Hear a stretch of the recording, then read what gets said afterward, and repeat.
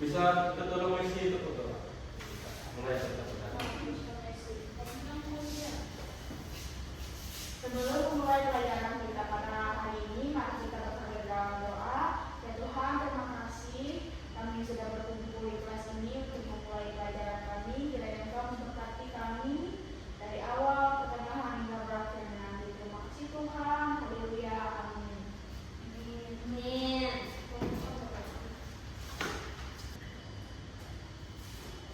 baik, di sini saya mau bertanya dulu sama anak-anak yang cantik-cantik yang cantik semuanya.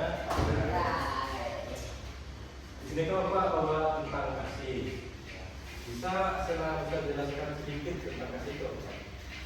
Kasih itu seperti kita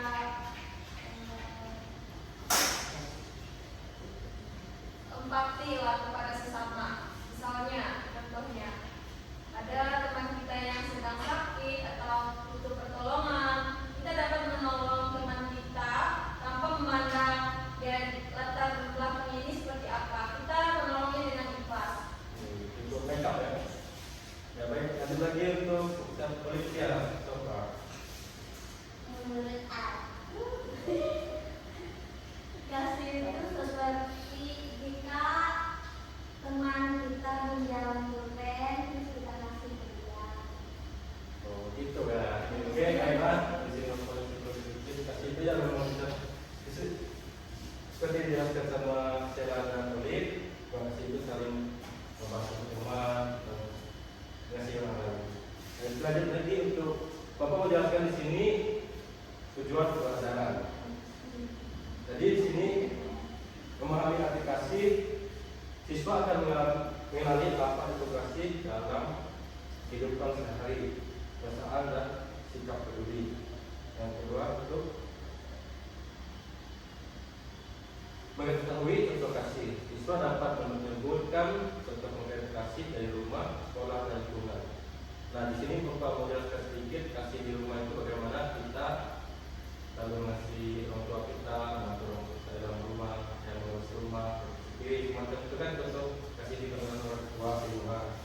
Dan ke sekolah, bagaimana kita kalau di sekolah, nah kan biasanya ada ujian, anak-anak kan suka buang sampah sembarangan. Nah, jadi untuk kasih dalam kita menjaga lingkungan sekolah kita itu kita bersihkan sampah, buang sampahnya. Jadi di sini saya sudah jelaskan diharapkan kasih. Siswa mencoba tindakan nyata, menolong, berbagi, dan mengampuni dalam keseharian. Jadi dari poin dari kasih itu yaitu menolong, berbagi, dan mengampuni dalam aktivitas sehari-hari atau kehidupan kita sehari-hari. Lanjut. Di sini ada ayat kitab yaitu Yohanes 13 ayat yang ke-34. Bisa dibaca oleh Messi? Dari mana? Yohanes 13 ayat 34.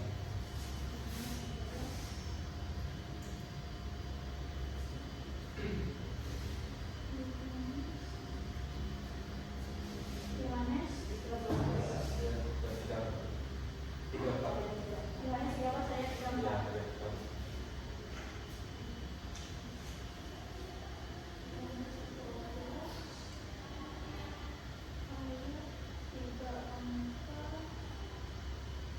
Yohanes 13 ayat 34 dengan judul cerita perintah baru.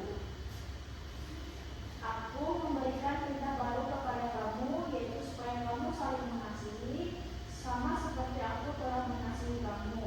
Demikian pula kamu harus saling mengasihi. Nah, di situ kita bisa belajar bagaimana Tuhan Yesus itu mendorong kita untuk berlaku kasih pada sama maupun orang lain di sekitar kita. Nah, bisa diambil dari sini, kita dari Yesus itu itulah pengikutnya kasih bukan pilihan, melainkan pemilihan. Berarti kita harus jalankan kasih itu supaya kita menjadi anak-anak Tuhan. Dan teladan dari kasih yaitu Yesus menunjukkan kasih melalui tindakan nyata, kita dapat meniru sikapnya disebut dalam kehidupan kita sehari. Jadi Tuhan itu mengajarkan kita supaya kita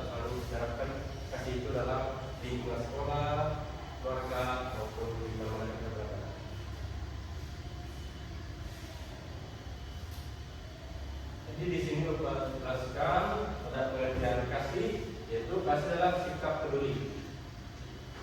Kita memperhatikan keadaan orang lain, tak acuh dan peka terhadap kebutuhan mereka orang lain.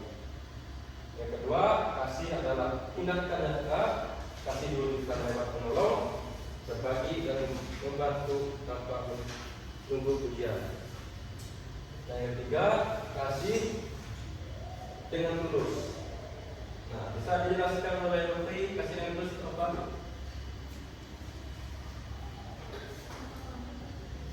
Kasih yang Pak, tanpa mengharapkan suatu balasan dari orang lain.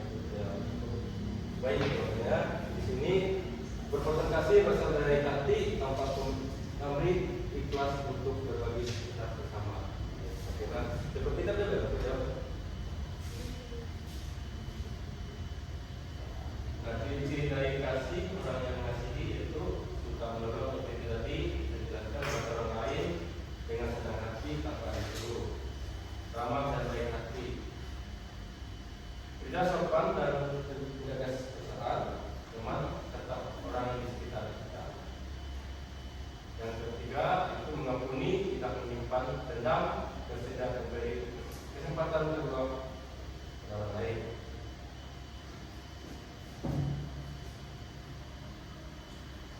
Nah, kasih di sini ada dijelaskan juga itu dengan kasih menurut Yesus. Kasih menurut mengasihi semua orang, kasih tidak terbatas hanya kepada mereka. Berarti kita tidak hanya semangat mereka, tapi semua orang lain juga kita harus mengasihi tanpa memandang secara kita beda agama. Kita harus kan masih mengasihi sebagai anak Tuhan yang baik. Dan juga tidak membeda-bedakan. Kasih melampaui suku, agama, dan status sosial. Berarti kasih itu harus merata bagi semua orang. Tanpa harus memandang satu sama lain.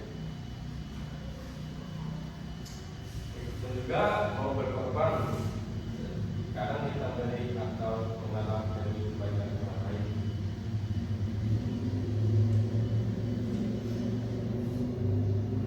Kasih di rumah. Nah, ini bisa dijelaskan dari Bapak, yaitu membantu orang tua, mengerjakan tugas rumah seperti menyapu, merapi kamar, tanpa diminta. Apakah kalian semua sudah melakukan ini? Sudah. Baik. Itu menghormati keluarga, bicara sopan, mendengar dan mengikuti nasihat orang tua. Nah, sini bisa ada yang membantu orang tua ya?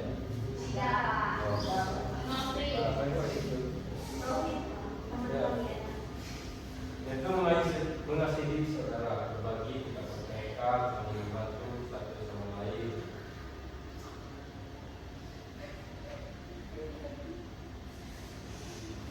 Kasih di sekolah. Nah, di sini menolong teman dan yang kesulitan, membantu teman yang tidak mengerti pelajaran atau menyiapkan alat tulis saat diperlukan. Berarti di sinilah bukan berarti kita kalau mengerjakan tugas kita langsung kasih jawaban, tidak. Tapi dalam bentuk ini kita membantu teman itu, kita menjelaskan bagaimana cara mengerjakannya. Kalau kita langsung kasih jawaban berarti kita bukan ngasih, tapi kita berbuat salah. Berarti tidak mau membantu orang lain. Nah, tidak mengejek atau membuli. Nah, di sini tadinya hargai perbedaan dan gunakan kata-kata yang membangun. Nah, bekerja sama dengan baik, berbagi tugas, mendengarkan ide teman, dan mengutamakan keberhasilan bersama atau kelompok.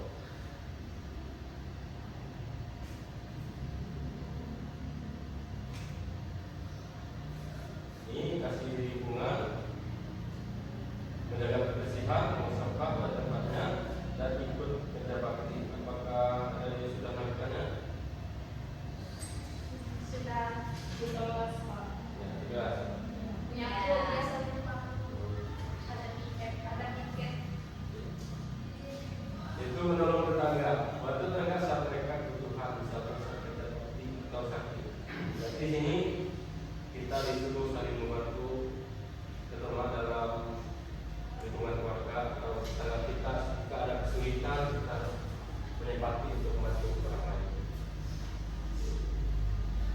Peduli kepada sesama, tapi kita tidak sombong, tidak cuek dengan orang lain. Tapi kita harus respon karena ini mau bicara kita harus respon dengan baik.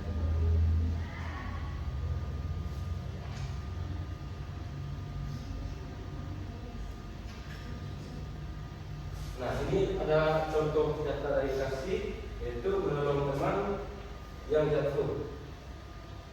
Jika teman-teman kita ada yang sakit, apakah langsung bantu? Ya, Ya. suruh bantu Pak. Karena dia dalam kesusahan.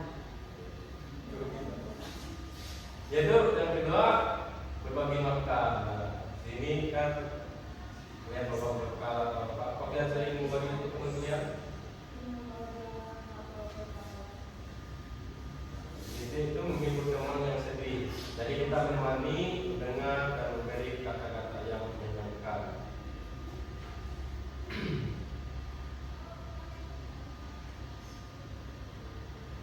Baik, bisa Bapak tanya bagian untuk kasih itu apa saya sudah paham?